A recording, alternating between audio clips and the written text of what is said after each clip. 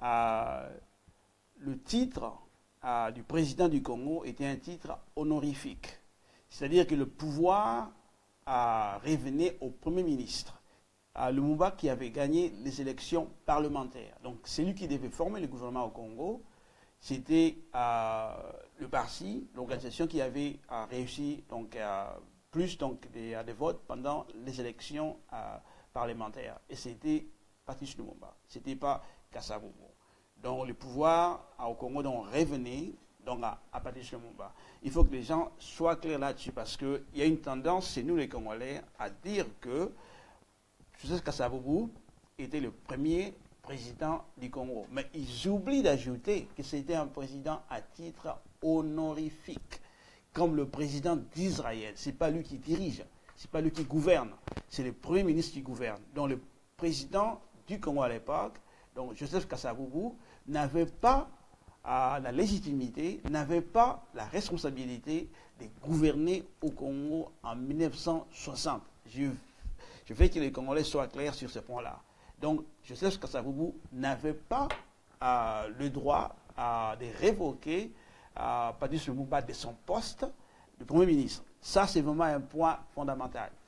Alors, le troisième point, c'est quoi? Le troisième point, c'est que au Congo, on a une classe qu'on appelle la petite bourgeoisie congolaise. À l'époque, on appelait cette classe la classe des évolués. Donc c'est la classe des évolués congolaises qui a mobilisé, qui a dirigé la lutte pour l'indépendance, que ce soit Lumumba, que ce soit Kasavubu, que ce soit Kalonji, Tshombe, Bomboko. Tous ces hommes-là représentaient ce qu'on appelait à l'époque la classe des évolués. Donc aujourd'hui, nous dirons la petite bourgeoisie congolaise. Donc l'indépendance, c'était aussi leur indépendance. Alors, le problème qui s'est posé au Congo est le suivant, que Lumumba, non seulement il était un de ces évolués, mais il a commencé à prendre une position opposée à celle des évolués. Il a commencé à dire que l'indépendance devait être aussi l'indépendance de la majorité du peuple, c'est-à-dire des travailleurs, des paysans. Alors ça, c'est une définition qui est opposée à celle des autres membres des évolués, c'est-à-dire la majorité des évolués était absolument clair que l'indépendance, c'était avant tout une indépendance qui devait profiter, qui devait bénéficier à la classe des évolués, c'est-à-dire à la classe petite bourgeoise congolaise. Le Lumumba a commencé à se distancer de cette position-là. C'est pour cela que le Kasavubu, les Tshombe, les Bomboko, les Mobutu et le reste se sont opposés à Lumumba. Et donc à juste titre, parce que Lumumba, selon eux, ne représentait plus la classe des évolués. Lumumba a commencé plutôt à s'identifier, il a commencé à faire un suicide des classes. Lumumba a commencé à se rapprocher, il a commencé donc à projeter les intérêts du peuple, c'est-à-dire des travailleurs et des paysans au Congo. Donc il y a eu une rupture, il y a eu une fracture au sein de la classe petite bourgeoise congolaise, au sein de la classe des évolués.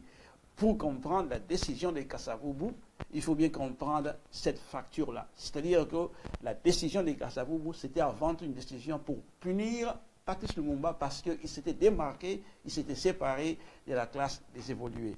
Si on ne comprend pas ce point-là, on va donc tomber dans l'erreur, parce que j'ai vu beaucoup de gens se référer à Kasavubu comme Premier ministre, et en plus, il y a aussi ceux qui disent que Kasavubu avait raison parce que Lumumba, il avait envoyé des soldats, l'armée congolaise, mater la sécession dans le Kassai. Ça, c'est notre point. Mais le point essentiel, c'est qu'il y a fracture. Au sein de la classe des évolués, l'indépendance pour qui? La question fondamentale, c'est ça. Lumumba dit l'indépendance pour la majorité des Congolais, pour les paysans, pour les pauvres, pour les travailleurs, pour le peuple congolais qui s'est battu pour l'indépendance. Et les évolués disent que l'indépendance, c'est pour les diplômés, c'est pour la minorité, pour les évolués, etc. Et c'est ça la grande différence. En fait, le coup constitutionnel de Joseph Kasavubu doit être compris dans la continuité du coup que Mobutu va lancer 10 jours après. Non, 9 jours après. Parce que le coup de Kasavubu, c'est le 5 septembre que Kasavubu révoque Patrice Lumumba. Et comme ça n'a pas marché, parce que Lumumba est resté fort, c'est-à-dire que l'appui du Parlement est resté pour Lumumba. Donc le Parlement congolais à l'époque, le Sénat congolais ont été à côté donc, de Lumumba. Donc ils n'ont pas soutenu les coups de Kasavubu. Alors qu'est-ce qui s'est passé? 9 jours après, c'est Joseph Désiré Mobutu qui entre en scène. Il fait un autre coup, mais cette fois-ci c'est un coup militaire. Donc le coup, la révocation de Patrice Lumumba et les coups d'État de Mobutu doivent être compris comme ça. Donc ce sont deux attaques complémentaires pour s'assurer que le pouvoir anti-impérialiste, anticolonialiste ne se consolide pas dans la forme du gouvernement de Patrice Lumumba. C'est comme ça que les Congolais doivent comprendre les coups constitutionnels ou anticonstitutionnels de Kasavubu et les coups militaires de Mobutu. Ces deux attaques contre Lumumba sont complémentaires. En fait, donc il y a l'attaque de Kasavubu, l'attaque de Mobutu, l'attaque de Kalonji qui déclare la sécession du Kasaï, l'attaque de Tshombe qui a déclaré plutôt la sécession du Katanga sont toutes complémentaires. Donc il ne faut pas les comprendre en isolation, mais plutôt comme faisant partie d'un tout. Et ça, c'est absolument important. C'est pour ça que nous devons donc faire la part des choses pour que les gens comprennent la signification de la révocation du 5 septembre 60 de Patrice Lumumba par Joseph Kasavubu. Donc, pour conclure sur ce point-là, ce qui est important, c'est de comprendre qui avait une position correcte. La position correcte doit être mesurée par rapport à l'indépendance du Congo. C'est-à-dire qui avait pris la décision pour consolider, pour faire avancer l'indépendance du Congo comme tel. Donc, c'est clair que Kasavubu, bien sûr, qui a une histoire, qui a mobilisé les Congolais, donc les Bakongo en particulier pendant une longue période, qui s'est battu pendant une longue période, mais il s'est battu surtout pour ce qu'on appelle la réforme du colonialisme. C'est-à-dire que le passage du colonialisme au néocolonialisme, c'était la raison pour laquelle les évolués congolais se sont battus.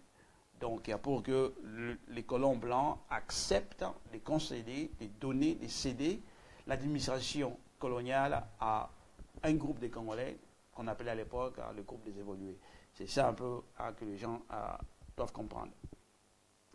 Et l'autre question donc, à discuter pour ce mois de septembre, c'est quel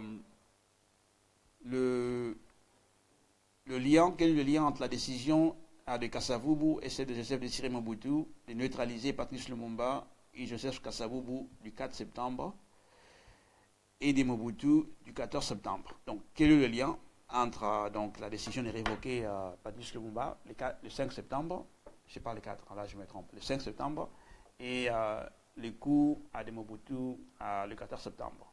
Donc, comme j'ai dit tout à l'heure, le coup de Kasavubu n'avait pas réussi donc à neutraliser donc le gouvernement donc, de Lumumba, et Mobutu est entré en scène le 14 septembre, appuyé par la Belgique, les États-Unis, etc. Et il a neutralisé donc Patrice Lumumba. Ce que les gens doivent comprendre aussi, c'est que même les coups de Kasavubu étaient aussi soutenus par la Belgique et les États-Unis. Ce n'était pas une attaque séparée. C'était une attaque concertée avec tout ce qui était pour le néocolonialisme au Congo et aussi tous les dirigeants européens qui étaient contre le gouvernement de Lumumba. Donc ils travaillaient tous donc en symbiose, quoi. Ils étaient tous ensemble. Alors, l'autre point à discuter pour ce mois de septembre, ces derniers points en fait, c'est faut-il pleurer ou regretter Mobutu. Comme vous le savez, Mobutu est mort le 7 septembre à Rabat, donc au Maroc, et plusieurs débats sur les réseaux sociaux. Beaucoup de Congolais discutent de ça. Il y a des gens qui disent que Mobutu a fait pas mal de bonnes choses, etc. Il a fait pas mal de mauvaises choses, mais ils disent que en général, donc, si on compare à Mobutu par rapport à la situation actuelle, Mobutu était mieux. C'est comme ça que la plupart des débats, je crois, vont un peu dans ce sens-là. Ce qui est important, je crois, pour nous, premièrement, c'est de faire l'histoire de Mobutu. Il ne suffit pas seulement de juger Mobutu à la fin ou au milieu, mais plutôt comment est-ce que Mobutu est arrivé à jouer un rôle dans l'histoire du Congo. C'est ça qui est important. Il est né comment? Or, les gens doivent comprendre que Mobutu est né, quand je dis Mobutu, est né, donc je dis dans le sens politique, par les coups d'État du 14 septembre.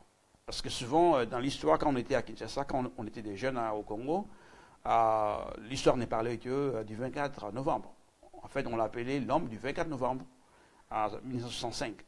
Mais ce qui est important, c'est que ce n'est pas le 24 novembre qui était des jours importants dans l'histoire du Congo, c'est plutôt le 14 septembre. Parce que le coup du 14 septembre, c'était un coup militaire qui avait réussi à neutraliser les gouvernements anticoloniaux, les gouvernements populaires, les gouvernements donc du peuple, qui représentaient Patrice Lumumba.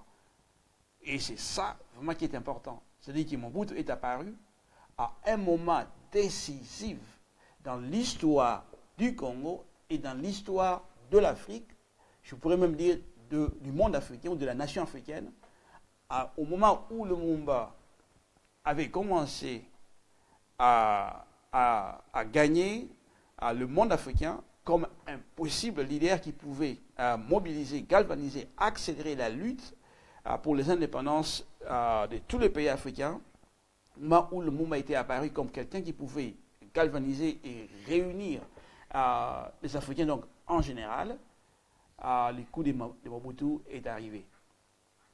Et le coup de Mobutu représente un recul historique de grande importance, non pas seulement au Congo, mais sur le plan international.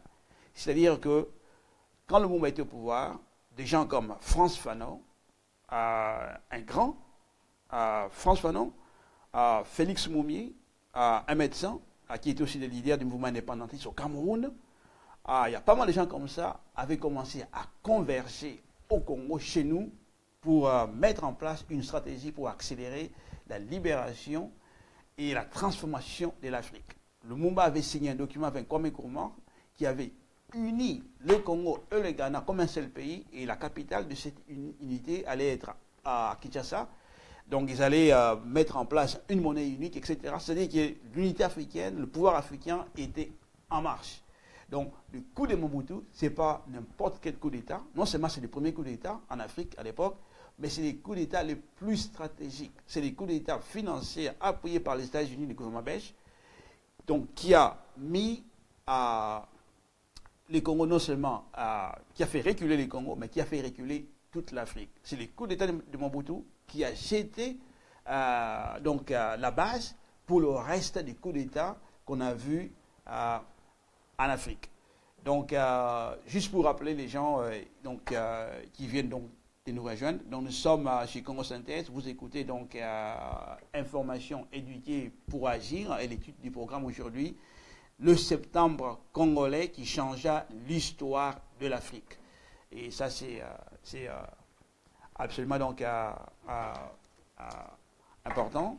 Donc, si vous me permettez, je vais juste écrire le titre donc rapidement.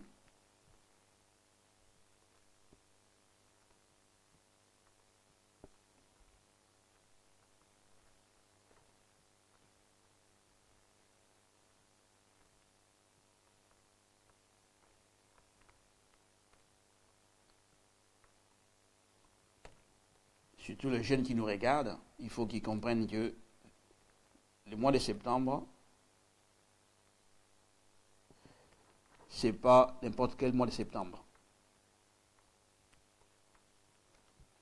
Donc c'est bon.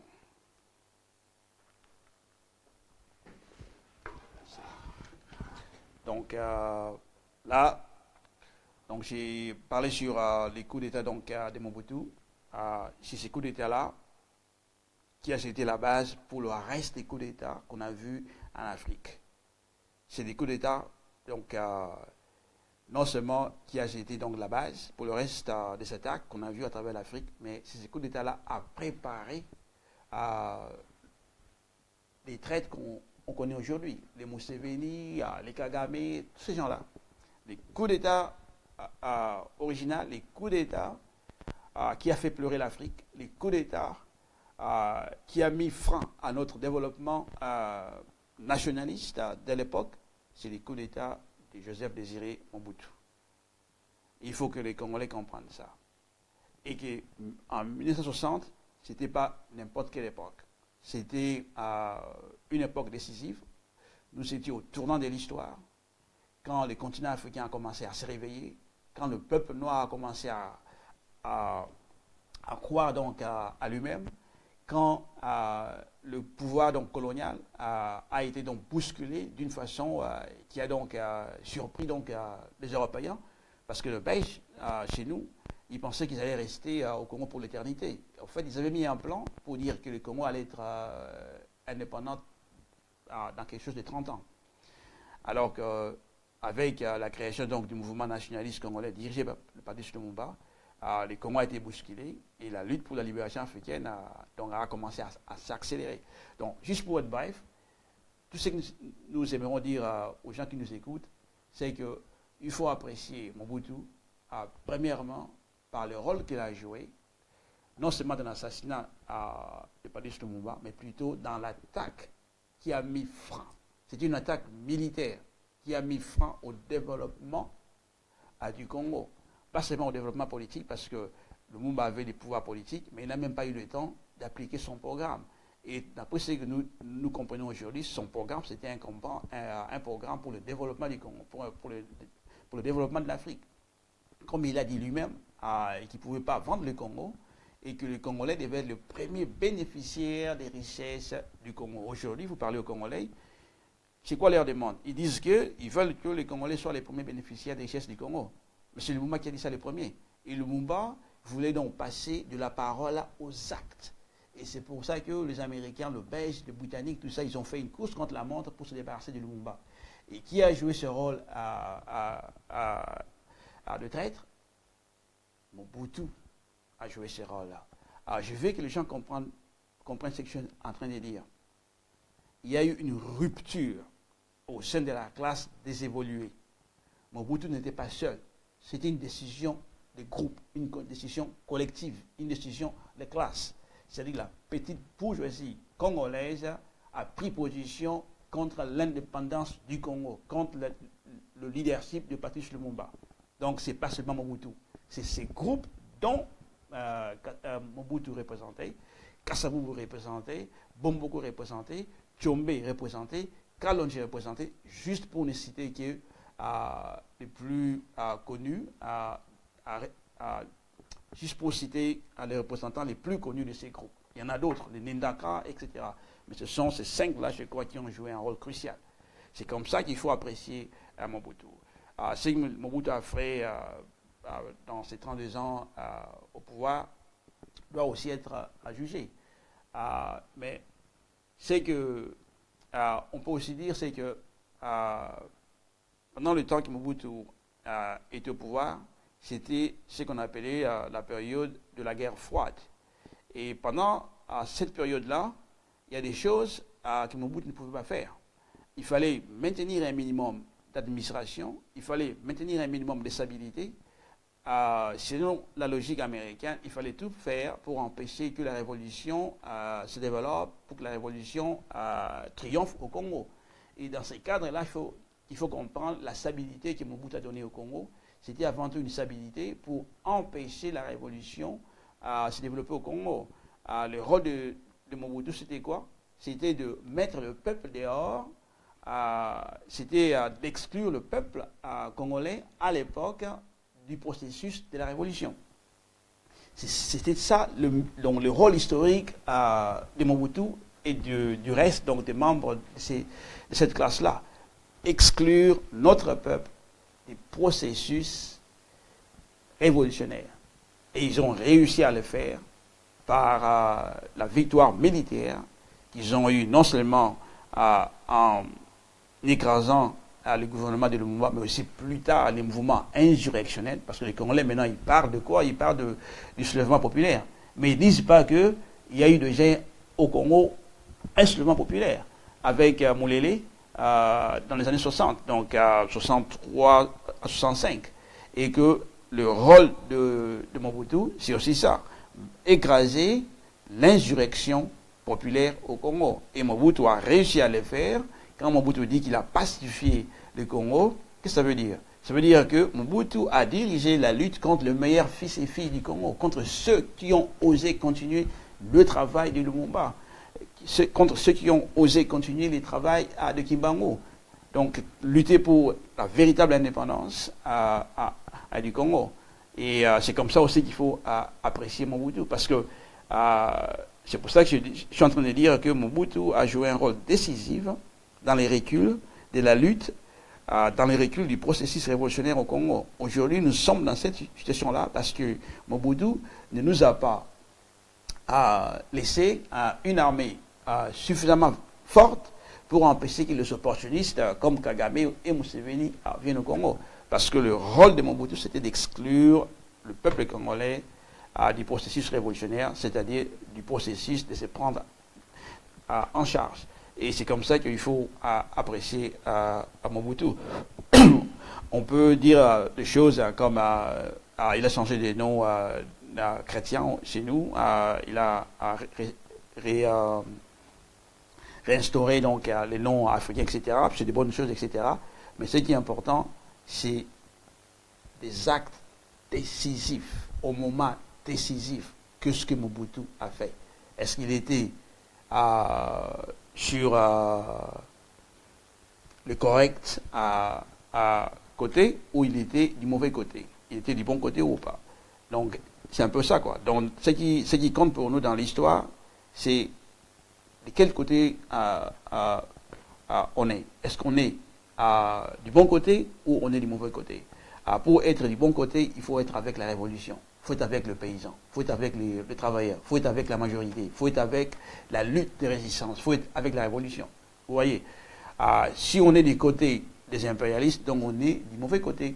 Et au moment décisif, Mobutu a pris position contre le nationalisme congolais de l'époque, contre le nationalisme africain en fait de l'époque, et il a pris position pour le nationalisme européen, pour l'impérialisme européen. Il a pris position pour la Belgique, pour les États-Unis, etc. C'est comme ça qu'il faut juger donc le bilan. C'est comme ça qu'il faut juger donc l'histoire de Joseph Mobutu. Il y a plusieurs choses qu'on peut dire, mais je crois la chose la plus importante, c'est quelle position il a pris par rapport à la révolution au Congo, par rapport à la lutte pour l'indépendance du Congo. C'est ça qui est vraiment important. Donc je pense qu'on a suffisamment parlé de ce point-là. Et je ne sais pas s'il y a des commentaires qui ont été faits donc, sur Internet, tout ça. On peut toujours répondre à ces questions-là. S'il y a des questions à poser, donc on est prêt donc, à répondre à ça. Donc, alors, on va prendre le prochain point donc, dans notre programme. C'est quel bilan devons-nous faire face à la grève du personnel médical et enseignant au Congo? Écoutez, première chose, nous devons tous encourager la lutte pour améliorer nos conditions de vie. Vous savez tous qu'au Congo, nous vivons donc de loin. Plus de 80% de la population congolaise vit de loin, en dessous du seuil de la pauvreté. Donc, la majorité de nos parents, de nos frères et sœurs vivent dans la pauvreté absolue. Les médecins sont mal payés, les hôpitaux sont de loin sous-équipés, les enseignants ne sont même pas payés, et quand ils sont payés, c'est un salaire donc, de misère, et souvent ce sont les parents même qui nourrissent les enseignants. Donc la lutte, il faut encourager cela. Donc nous sommes pour la lutte, nous sommes pour la lutte des médecins, nous sommes pour la lutte des infirmiers, nous sommes pour la lutte des enseignants. Maintenant, il faut faire la part des choses. La lutte chez nous, souvent, c'est des luttes spontanées. Et des luttes spontanées ont du mal à aller jusqu'au bout. parce que ces luttes n'ont pas été préparées, les caisses des greffes sont vides, ce qui fait que ceux qui vont en grève n'arrivent pas à aller loin dans leur grève. Et la population congolaise qui est à l'extérieur, donc soi-disant diaspora, aussi ne fait pas le relais de ces luttes-là. Nous faisons souvent le relais quand on parle de journée morte, quand on parle d'handicap, des choses comme ça. Mais quand les travailleurs chez nous, quand les infirmiers chez nous font des grèves, il n'y a pas un relais en dehors du Congo. Il faut qu'on change tout ça. Il faut qu'il y ait un relais, il faut qu'il y ait des soutiens, mais aussi il faut qu'on fasse le bilan. Qu'est-ce qui manque? Qu'est-ce qui ne marche pas dans les grèves au Congo? Comment est-ce qu'on fait pour s'occuper des familles, du personnel qui sont en grève? Où se trouvent les caisses de soutien à des grévistes? Où se trouve la récolte de fonds pour ceux qui font la grève? Où se trouvent donc les dîners? Il faut que les gens mangent. Donc, où se trouvent les dîners qui sont faits pour soutenir les gens qui font la grève, etc.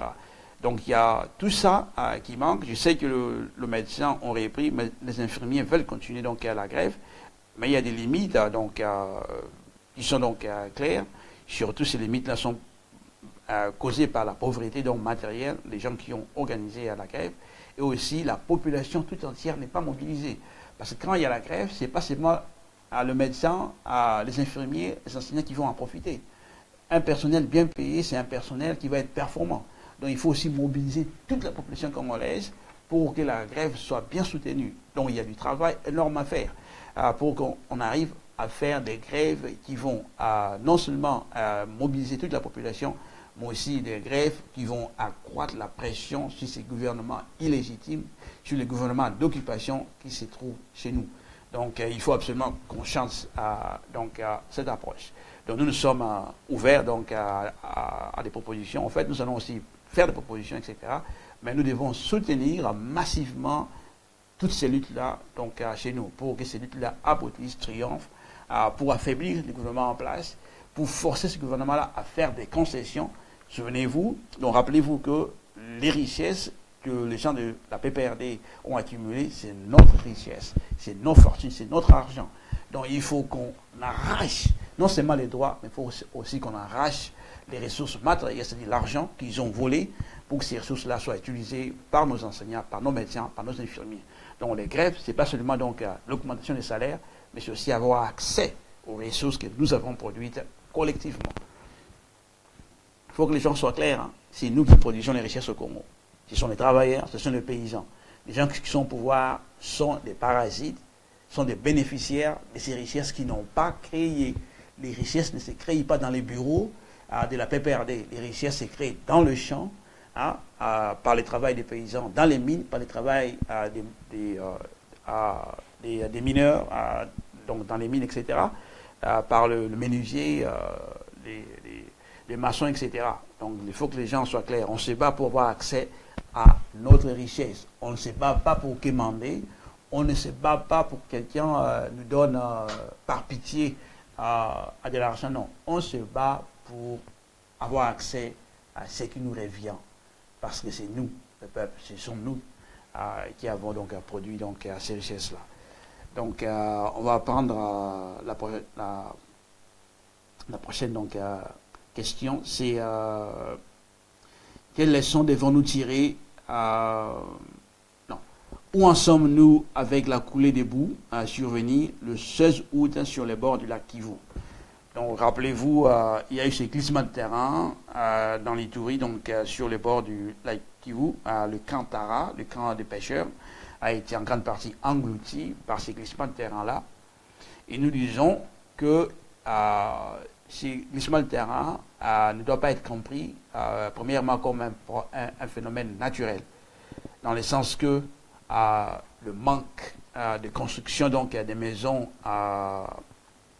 en matériel donc, dur, fort, tout ça, ça joue. Le manque de personnel pour recourir, pour aider donc, les victimes. Donc, il n'y avait rien, rien n'a été mis en place, rien n'a été prévu pour donc, secourir donc, les victimes. l'aide qu'il faut donner à ceux qui ont survécu est inexistant. Pendant au moins une semaine, le gouvernement ne s'est même pas prononcé, n'a rien fait, n'a même pas visité les victimes. Juste pour dire que ces glissements-là surviennent dans des conditions de pauvreté extrêmes. Ces glissements de terrain, cette coulée de boue survient dans des conditions où la terre africaine est agressée par les multinationales. C'est-à-dire que la brutalité qu'on impose à la population est aussi imposée à notre sol. C'est-à-dire que le sol aussi est bousculé, ce qui fait que le phénomène naturel qui devait peut-être causer moins de dégâts, cause plus de dégâts, parce que la terre a perdu son équilibre. L'environnement a été bousculé, brutalisé par l'exploitation sauvage, dont les Congos est victime. Donc tout ça, ça joue. C'est pour ça que nous disons, les phénomènes naturels chez nous, c'est pas seulement...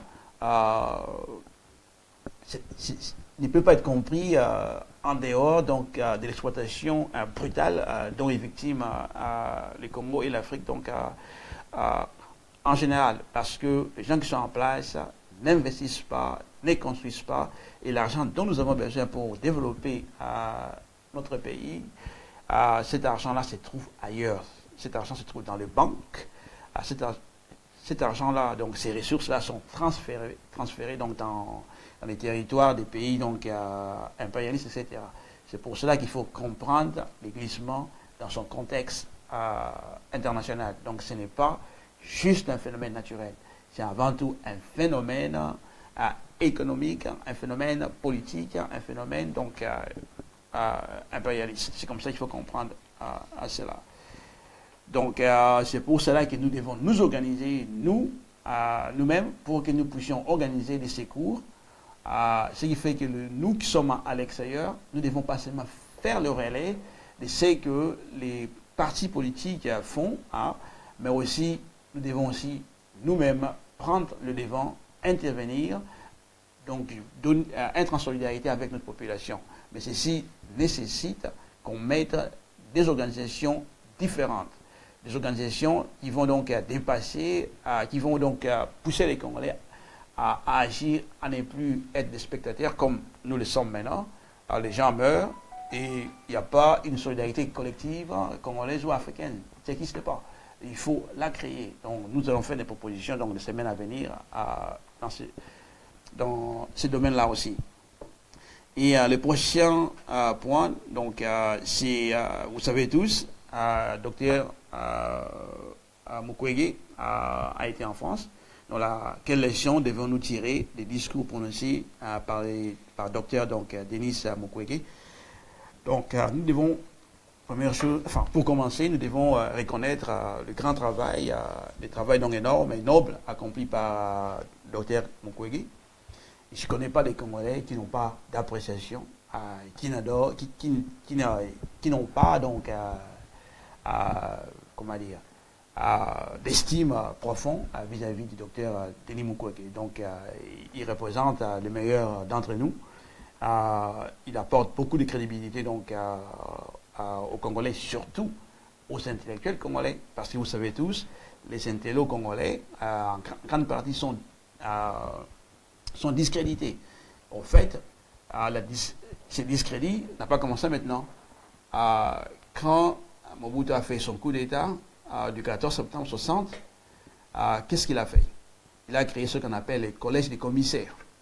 Et ces groupes de collèges des commissaires étaient constitués des étudiants congolais. C'est-à-dire que les étudiants congolais, les intellectuels congolais sont entrés dans l'histoire comme une force contre la légitimité. Ils sont entrés dans l'histoire au Congo comme une force de contre-insurrection, c'est-à-dire une force pour empêcher le développement de la révolution chez nous.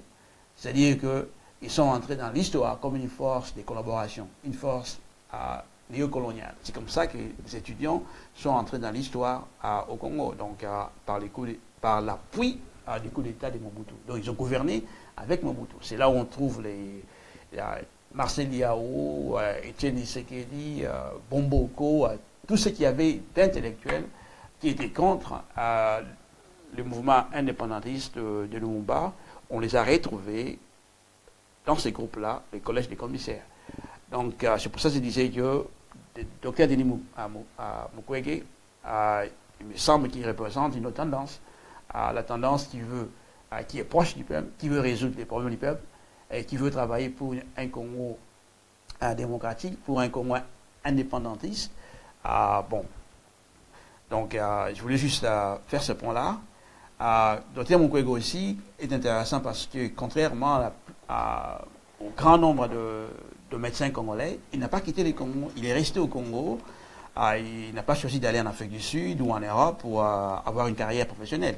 Donc il est resté au Congo, il a partagé donc les souffrances du peuple et il est connu à travers le monde entier comme l'homme qui répare les vagins de femmes, qui répare les femmes qui ont été violées au Congo. Donc c'est un honneur vraiment donc, considérable. Donc à ce titre-là, il contribue à apporter un grand crédit aux intellos du Congo.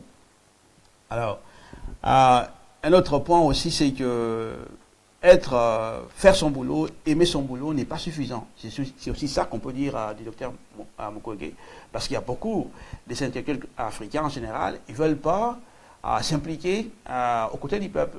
Ils disent que non, moi je suis médecin, moi je suis ingénieur, moi je suis ça et ça, et ils ne veulent pas s'impliquer, ils ne veulent pas être avec le peuple. Alors que lui, on le voit clairement, il prend position. Tous ceux qui ont écouté son discours, il dénonce clairement que le gouvernement en place a détruit l'éducation, a détruit la jeunesse. Très peu d'intellectuels congolais disent ça, ils préfèrent être, comment dire, discrets, préparer les positionnements au gouvernement, alors que lui, clairement, il prend position, il est contre les viols, il est contre donc la discussion de la jeunesse, il est contre donc le vol de notre démocratie. Donc c'est encouragé, c'est à féliciter. Alors, on doit aussi dire que Dr Mukwege est aussi le produit de son temps, dans le sens que il part des élections, il veut un état des droits. Il veut qu'il y ait la démocratie au Congo. En général, c'est ces discours-là qu'on retrouve chez la plupart donc, des Congolais, pas seulement ceux de la classe de ces intellectuels, mais en général, les Congolais, quand ils disent qu'ils veulent un changement chez nous, ils parlent de la démocratie, ils parlent de l'état des droits, ils parlent des élections, etc. Et nous, dans ce qui nous concerne, parce que comme vous le savez, moi, je suis membre de la coalition Patrice Lumumba. Je crois donc profondément aux enseignements donc, de Patrice Lumumba. L'histoire nous apprend qu'il est impossible de démocratiser le système néocolonial au Congo. La démocratie participative est impossible dans les cadres néocoloniaux.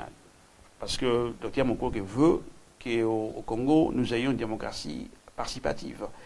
Dans les cadres néocolonial, nous pensons que c'est impossible. Le néocolonialisme a remplacé le colonialisme direct. Au Congo, ce qui était autorisé, c'est une variante du système néocolonial. Donc on peut passer du néocolonialisme de Mobutu au néocolonialisme de Kabila. Le néocolonialisme de Kabila, c'est une variante du néocolonialisme de Mobutu. Le néocolonialisme de Mobutu, c'est une variante du néocolonialisme de Djombe, etc. Donc c'est cela que l'impérialisme veut donc avoir donc, chez nous. Nous sommes convaincus que c'est une grande illusion pour les Congolais de croire que, ou de dire que la démocratisation du néocolonialisme est possible. Vous savez tous que Tshisekedi, par exemple, il a gagné des élections. Il a gagné les élections de 2011. Mais en dernière analyse, on a imposé Kabila parce que la démocratie participative n'est pas autorisée chez nous. Si Tshisekedi voulait que les Congos soient démocratiques, il fallait qu'il se batte pour que sa victoire soit reconnue. Mais s'il avait pris cette voie-là, ça allait être une déclaration de guerre contre l'impérialisme. Parce que, d'après l'impérialisme, ceux qui veulent jouer les jeux au Congo doivent accepter leurs décisions. L'impérialisme s'est décidé, Kabila reste, Tshisekedi a gagné, mais c'est Kabila qui reste, et Tshisekedi a accepté le statu quo. Jean-Pierre Bemba fait pareil. Jean-Pierre Bemba a gagné les élections au Congo. Mais on lui a dit, il est dit lui-même, hein, il a accepté l'inacceptable. C'est-à-dire que la décision de l'impérialisme est que M. Bemba, vous gagnez une sélection, vous avez gagné une élection, mais c'est Kabila qui est le président. Donc s'il est contre ça, il faut qu'il mobilise le peuple congolais pour aller contre ces décisions-là. Et ça, c'est une déclaration de guerre contre l'impérialisme. Donc juste pour dire que la démocratie, dans le cadre néocolonial au Congo, n'est pas possible. Alors, maintenant, il y a aussi une autre chose que les Congolais doivent comprendre, c'est le rôle historique de la petite bourgeoisie africaine. C'est quoi en Afrique? Le rôle historique de la petite bourgeoisie africaine, c'est de gérer le néocolonialisme. Je veux que les gens qui nous écoutent comprennent ceci. Le rôle de la petite bourgeoisie africaine au Congo, en Angola, au Sénégal, donc partout en Afrique, c'est de gérer les colonialismes indirects, qu'on appelle les néocolonialismes. C'est ça le rôle historique. Donc, si on veut un Congo indépendant, à ce moment-là, il faut briser le statu quo. C'est-à-dire qu'il faut se démarquer de la petite bourgeoisie africaine. C'est-à-dire, il faut faire ce qu'on appelle, Cabral, un dirigeant africain en Guinée-Bissau, avait dit qu'il faut faire le suicide des classes. C'est ce que le Lumumba avait commencé à faire. En fait, c'est ce que le Lumumba avait fait. Pourquoi il y a eu le coup d'État contre le Lumumba? Parce que le Lumumba s'était engagé à faire le suicide des classes. Le Lumumba, un évolué, a dit l'indépendance du Congo doit profiter avant tout au peuple, aux travailleurs, aux paysans, aux damnés de la terre du Congo. L'indépendance leur appartenait. Et c'est pour cela que Mobutu, les Kasavubu, les Tchombe, qui étaient dans des organisations différentes, se sont unis pour se débarrasser de Lumumba. Parce qu'à partir de ce moment-là, Lumumba ne représentait plus les intérêts des évolués congolais. Alors qu'avant l'indépendance, Lumumba représentait les intérêts des évolués congolais et du peuple congolais, c'est des travailleurs, des paysans, etc. Mais après l'indépendance, peut-être avant, il a commencé à se prononcer ouvertement et clairement contre la collaboration, contre les collaborateurs, c'est-à-dire contre le néocolonialisme. Le Lumumba voulait une vraie indépendance. Donc pour revenir à la présentation que le docteur Mukwege a fait, comme j'ai dit, nous reconnaissons sa valeur, nous allons donc nous sommes d'accord avec ce qu'il a dit. La seule chose que nous sommes en train d'apporter à ce débat, c'est dire que la démocratie au Congo, sur le néocolonialisme, est une illusion. La démocratie participative, c'est-à-dire le pouvoir au peuple au Congo, dans le cadre néocolonial, ne va pas être accepté non seulement par les impérialistes, mais aussi par la petite bourgeoisie africaine au Congo. C'est pour ça qu'ils ont tué Lumumba. La petite bourgeoisie africaine au Congo a tué Lumumba. Parce que Lumumba représentait les intérêts des travailleurs, des paysans, des pauvres. Donc, à ce titre-là, si Dr Mukwege s'engage à promouvoir les intérêts des Congolais, des pauvres Congolais, des paysans congolais, des travailleurs congolais, des démunis congolais, des exclus congolais, à ce moment-là, il va être en opposition, non seulement avec les impérialistes, mais aussi en opposition avec la petite bourgeoisie congolaise, dont certains d'entre eux étaient même dans la salle. Alors, quel est l'autre point ici? C'est que, comme la petite bourgeoisie congolaise est complètement discréditée, ils ont besoin d'un homme propre. C'est qui l'homme propre au Congo? C'est Dr Mukwege. Ils ont besoin de Dr Mukwege. Il faut que les Congolais comprennent ceci. Comme les opportunistes congolais de l'époque et les impérialistes avaient besoin de Laurent Désiré Kabila, parce qu'ils n'étaient pas, ils ne s'étaient pas mouillés avec les opportunistes mobutistes de l'époque, ils ont eu besoin de lui. Mukwege aussi représente le même propre d'aujourd'hui et l'impérialisme a besoin de Mukwege. C'est pour ça qu'ils font tout pour l'amadouer, pour lui donner des prix, etc. Non pas parce qu'ils aiment Mukwege, non pas parce qu'ils aiment le Congo, non, parce qu'ils sont en train de protéger leurs intérêts. S'il faut qu'il y ait un changement au Congo qui va être accepté par le peuple congolais, il faut que les dirigeants soient propres, intègres. Et Dr Mukwege, c'est l'homme intègre au Congo. Et l'impérialisme veut quoi? Veut s'approprier Dr Mukwege. Et les petits bourgeois congolais, qu'est-ce qu'ils veulent? Ils veulent aussi se cacher derrière Mukwege. Alors, qui va défendre Dr Mukwege? C'est le peuple congolais, le peuple intègre. On n'a pas su défendre Lumumba à l'époque, mais c'est à nous de défendre Dr Mukwege. C'est en créant un mouvement anticolonialiste, un mouvement fort pour une révolution au Congo. Seule la révolution va assurer l'avenir au Congo, à Dr Mukwege et à nous tous. Seule la révolution. Il n'y a rien d'autre en dehors de la révolution. Il n'y a rien d'autre. En dehors de la révolution, c'est l'opportunisme, c'est l'impérialisme, il n'y a rien d'autre. Donc nous sommes dans une course contre la montre pour gagner le Dr Mukwege. Il faut que la révolution gagne Dr Mukwege. Il faut que Dr Mukwege soit gagné à la révolution africaine, à la révolution congolaise. Il ne faut pas que l'impérialisme gagne Mukwege. C'est pour ça que nous disons à l'impérialisme touché par Dr Mukwege. Il nous appartient, il appartient au peuple.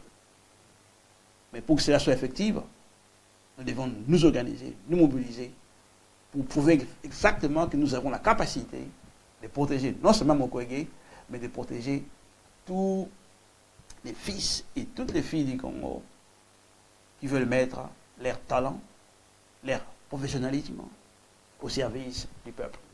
Et ça, c'est absolument donc important. Et la petite bourgeoisie congolaise ne peut pas diriger un mouvement indépendantiste. Ça, c'est mon dernier point sur Dr Mukwege. La petite bourgeoisie indépendantiste, la petite bourgeoisie congolaise, ou toute bourgeoisie africaine en général, ne peut pas diriger le mouvement indépendantiste. Leur mission était de réussir la réforme du colonialisme, c'est-à-dire le passage du colonialisme au néocolonialisme. Ils ont fait ça. C'est pour ça qu'ils ont attaqué l'indépendance. C'est pour ça qu'ils ont réformé le colonialisme. Ils ne peuvent pas aller jusqu'au bout. Aller jusqu'au bout, c'est quoi? C'est réussir l'indépendance du Congo. Ils ne peuvent pas aller jusqu'au bout. Ils ne peuvent pas. C'est une force de compromission. Leur mission, c'est compromettre l'avenir du Congo. Donc, c'est à nous, les travailleurs africains. Batakayou, c'est à nous. Batamabanga, c'est à nous. Nous qui sommes à l'extérieur et dans le pays, c'est à nous de créer un mouvement qui va être indépendant philosophiquement de la petite bourgeoisie. C'est-à-dire qu'on va être indépendant du rassemblement, de Fayoulou, de Tshisekedi, des Moubake, des Katumbi. Le peuple travailleur congolais doit être indépendant philosophiquement. Nous devons voir notre programme à nous, nos stratégies à nous pour amener les Congos à jouer son rôle historique. C'est-à-dire initier la lutte qui va libérer non seulement les Congos, toute l'Afrique. On a une mission colossale sur notre dos. Il faut que les Africains comprennent cela. Donc là, on va passer à la politique africaine ou à l'actualité africaine. Notre question ici, c'est quelle est l'analyse de l'expulsion de Kémy Séba du Sénégal par le gouvernement sénégalais et la lutte contre le franc CFA. La plupart d'entre vous sûrement est au courant que Kémy Séba, c'est un jeune Africain né en France. Il vivait au Sénégal depuis un certain temps et il a engagé une mobilisation contre le franc CFA. Le franc CFA, c'est une devise, c'est une monnaie coloniale que la France a imposée à l'Afrique. Et 14 pays africains utilisent cette monnaie. Et en général, comment ça se passe? Premièrement, les Africains, les gouvernements africains, dans ces soi-disant ex-colonies africaines, font toutes les opérations économiques à travers des comptes opérationnels contrôlés par les Français. C'est-à-dire quand la Côte d'Ivoire, quand le Mali, quand le Congo-Brazzaville vendent du pétrole, ils vendent du pétrole à travers des comptes qui sont contrôlés par le Français. Et le Français ponctionne automatiquement 65%.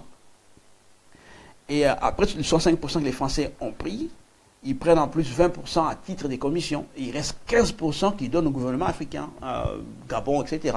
Donc la France prend 85%. Il y a d'autres personnes qui disent que la France ne prend plus que 50%. Mais vous imaginez, à chaque fois qu'on vend du pétrole, qu'on vend du bois, de l'or, du diamant, la France prend automatiquement une quantité énorme. Énorme. Donc c'est l'Afrique qui nourrit la France. Donc l'indépendance de ces pays africains, c'est de la pacotille. Donc c'est pas vraiment une vraie indépendance. Et ce qui est mis, c'est bas, à partir de Dakar, a commencé à mobiliser contre le franc CFA pour que les Africains contrôlent leur monnaie, pour que les Africains possèdent donc leur propre monnaie. Donc c'est un peu ça. Et le gouvernement sénégalais a répondu à ça, bien sûr, avec le gouvernement français. Rappelez-vous, beaucoup d'Africains en France ont voté pour Macron. Mais Macron a voté pour les intérêts français. Donc, ils ont collaboré, ils ont décidé d'expulser Kémy Séba vers la France. Parce qu'il est de nationalité française. Mais ce qui est honteux ici, c'est qu'on déplore les expulsions par la France des Africains. Mais là, c'est un gouvernement africain qui expulse un fils de l'Afrique. C'est la honte vers la France. Donc, on condamne cet acte du président sénégalais Macky Sall. C'est une trahison, c'est inacceptable. C'est inacceptable. Et l'autre point, concernant le franc CFA, les Africains doivent comprendre ce qui se passe autour de la mobilisation qui a eu lieu autour de cette monnaie-là, fait partie de la montée de lutte dans le monde africain. Il y a des luttes partout. Il y a des luttes en Haïti, il y a des luttes au Congo, il y a des luttes en Zambie, il y a des luttes partout. Le peuple africain est en train de revenir sur la scène politique alors que les indépendances devaient mettre les Africains donc hors jeu, quoi, devaient donc exclure le peuple. Maintenant, le peuple a commencé à retourner donc, sur la scène politique. Et ça, c'est une crise vraiment profonde, non seulement pour les impérialistes, pour aussi les dirigeants africains. Parce que maintenant, le peuple est prêt à se battre. Le peuple commence à croire que la seule possibilité, la seule voie qui nous reste, c'est de nous battre. Et ça, c'est une bonne chose. Donc, nous sommes donc pour la lutte, nous sommes pour la fin du franc CFA. Et nous devons donc, en fait, aller plus loin. C'est-à-dire que non seulement nous sommes pour la fin du franc CFA, nous voulons tout simplement reposséder nos richesses. Nous devons avoir notre monnaie à nous. Nous devons aussi contrôler toute l'économie. Toute l'économie africaine doit être dans le main des Africains. Donc la lutte, donc aujourd'hui, c'est la lutte pour que l'Africain devienne le seul maître de son continent. Donc contrôler la monnaie, contrôler l'économie, donc tout contrôler. Et si on contrôle notre économie, si on crée une Afrique moderne, on n'aura pas besoin de venir en Europe, etc. On n'aura pas besoin de devenir immigré clandestin, surtout quand on est jeune. Donc l'avenir est là, c'est à nous de saisir l'avenir, surtout aux jeunes qui se battent aujourd'hui. L'avenir doit non seulement être dans nos mains, mais l'avenir doit aussi être dans nos cerveaux. L'Afrique nous appartient, à nous de nous battre pour mettre fin à la domination de l'Afrique. Et sur la question donc internationale, tout le monde sait qu'on parle de guerre contre la Corée, qui menace qui. C'est incroyable quand on écoute les infos. On entend la presse occidentale, la presse impérialiste qui dit que la Corée du Nord menace les États-Unis. Mais on se moque des gens là. Comment est-ce que la Corée du Nord, qui n'a même pas plus de 10 bombes atomiques ou nucléaires, peut menacer les États-Unis, qui a des milliers des ogives nucléaires? Comment est-ce que la Corée du Nord peut menacer le Japon, l'Europe, la France, l'Allemagne, etc., qui ensemble possèdent des milliers de têtes nucléaires? Ça n'a pas de sens. Il faut poser la question suivante. Quel pays connaissez-vous, donc sur notre planète, qui a été agressé par la Corée du Nord? Quel est ce pays-là qui a été envahi par la Corée du Nord? Quel pays? La Corée du Nord a été en guerre avec quel pays? Mais comment voulez-vous que la Corée du Nord soit une menace pour le monde? Alors que les États-Unis ils ont renversé le gouvernement de Lumumba, le gouvernement du peuple.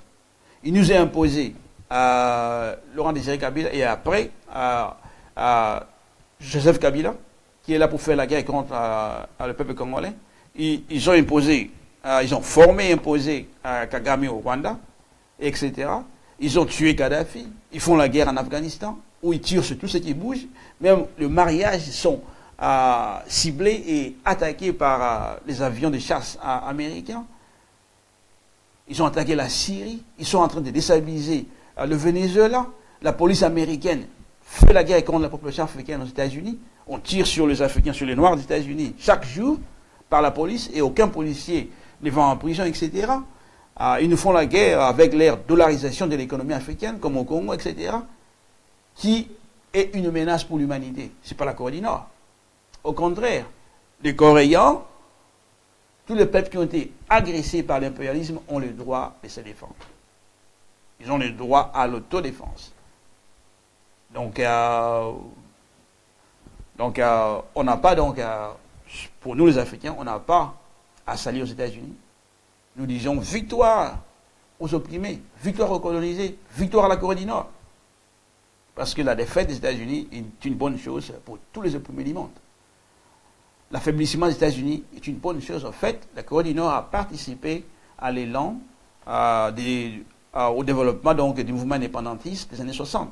Parce que le mouvement indépendantiste au Congo fait partie du mouvement indépendantiste africain en général. Et le mouvement indépendantiste africain en général fait partie du mouvement des pays et des peuples colonisés, opprimés du monde en général. C'est-à-dire le mouvement anticolonialiste au Vietnam, dans les années 50, en Algérie, dans les années 50, en Corée aussi, dans les années 50. Ils ont tenu tête aux Américains pendant 2 ans. Ils ont obligé les Américains à signer l'armistice. Bref, pour dire que les États-Unis, dehors, a laissé la Corée tranquille. Donc, victoire aux Coréens. Donc, le dernier point pour notre programme, c'est la citation du jour. Cette citation vient de l'excellent Frantz Fanon, qui était médecin, comme docteur Denis Mukwege, et qui a fait aussi le suicide des classes, qui a rejoint les pauvres, les paysans, les travailleurs, pour faire la révolution, pour combattre l'impérialisme jusqu'au bout. Et quand il est mort, il n'avait que 35 ans. Il a laissé des livres que je recommande à toute personne qui m'écoute. Les données de la Terre, Peau noire, masque blanc, c'est des grands livres qu'il faut lire. L'enceinte de la révolution algérienne, la révolution africaine, c'est des classiques. Alors, la citation, c'est comme si. Le colonialisme n'est pas une machine à penser, n'est pas un corps doué de raison. Il est la violence à l'état des natures et ne peut s'incliner que devant une plus grande violence. Donc, le colonialisme,